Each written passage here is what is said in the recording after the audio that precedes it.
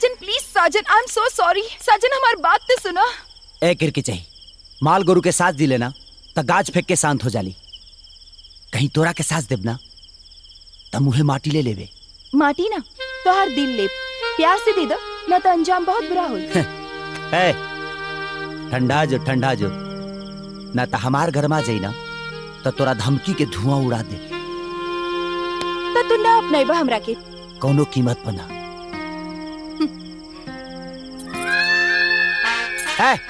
चल चाबी दे चाबी, दे चाबी। क्या हो मर्दे, आजकल तो कुछ कमाइए नहीं क्यों? चाबी दे चाबी। चोर हमारे पास, पुलिस तोरा माई के टाटा बाय करो का पुलिस के ले बड़ी रे। पुलिस क्या कर रहा है रे? बैग छीने तेरे काला फड़ा करता ले। चल थाने चल। ले जाके बंद कर दी थाना में ये उल्लू के पट्टा के, तब जाके अकल ठिकाने आई।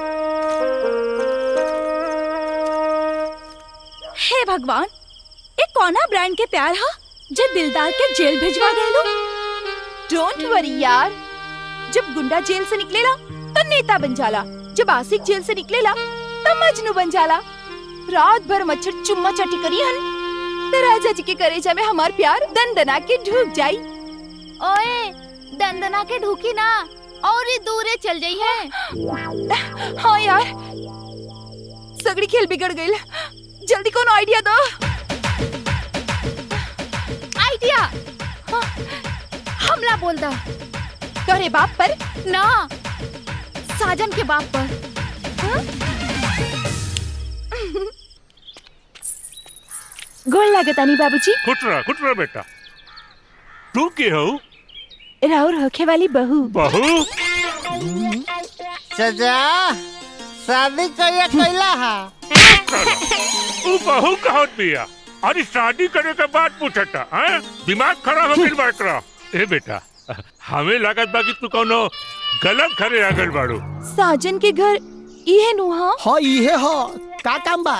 फिर एकदम सही जगह पे आयल बानी। हमका बर्बाद होके से बचा ले बाबूजी। बिना शादी के ही राउर बेटा हमरा साथे कल रात भर सुहाग रात। बाबूजी केहू के मुंह दिखावे के लायक न बचनी, अब क्या करी हमरा से शादी? हम कर रहे, हम दहेज में पाउच मिले न तो हम कर रहे। चिरे की जान जाए और लेका के खिलौना। सॉरी बोतल, इज्जत लुटाए की वजह से दिमाग बोखला गइल बा। तू बोतला के जाने लू? हाँ काकी, एकरा सामने साजन हमार होठ में होठ फंसा के खूब लमहर चुम्बा ले रहल और रात हमारी इज्जत ले लेलस। बोतल बतावा सबके। ना बताएम। तू हमर के ओ दिन लाते मुके खनल रहलू। बता देना तो तोहर मुंडी कुछ देब। मार बढ़ोनी के रे। ई का खुसुर होता तोहनी के?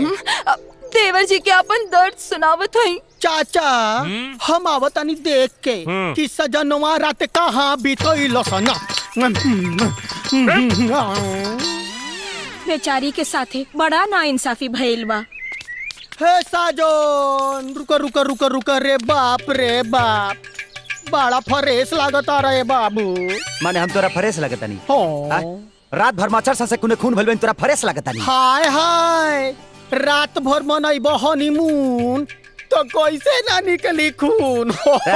सुन, इतना देह धून कि भागबे यहाँ से फून। अच्छा भागतानी, चलो घरे नरस आइल बाड़ी दरस कर लो। नरस? चलो आवा। हमारी इज्जत मिट्टी में मिला देले भाई तुम। आवे आज हम बताई दे के आज कहाँ जाई? यहाँ बेटा, यहाँ पहले अंदर कहाँ जात पड़ा? का रे सजनवा, खाली लखेरे रहले बाकी लुटेरा इज्जत के कब से हो गईले रे? बाबूजी सवेरे दुनिया के सारा पागल द्वार पर कैसे बुटरा गेलन सा? बेटा, तू रात में जौन धूल में फूल खिलौले बड़ा ना, वही के बदबू से सब कोई पगला गइल बा। हम लोग उल्लू की तरह जाग के रात बितैले बानी। हम खाली पाँच देख के जागत बानी और जागरण के गवाह हम होई हम शिखंडी के कसम। ये बतावा केकरा साथे रहलो रात भर? बाबूजी रात भर हम मच्छर के संगे गुजरले बानी। अरे मैं राती के कबड्डी खेलवा तो मच्छर न कटी रे काला दड़ो, चुप। बाबूजी हमारे में कोनो गलती नहीं है, जितना गलती बा खाली खाली वो लड़की के गलती बा। लड़की की? अगर भेटा जी हाँ नहीं क्रम माई के प्रणाम ना, करता। ना, गाली गुस्सा ना करे कि महिला खड़ी हो ना। देखी हम रात भर थाकल बनी और हम क्या अंगी लागता, हमके सुते दी, जोन भी पंचायती हुई काल हुई। रात भर इली पानी पीली पीली पीली ना तो और गरमा जाई। का भइल बेटा? बाबूजी हाँ? इहे उ नमूने ही है जौना के चलते हम रात भर मच्छर सा से दे भोभरौले बानी। का कहत हुई? सॉरी बाबूजी, गुस्सा में ही गलती हो गई। रे सुन, ते लोग के उल्लू बना सकतारी, हमारा के ना। और आइंदा हमारा घर में कदम रखे के भी कोशिश कैले ना तो गोर हाथ टूट के बैठा दे। चल हट, हट। अरे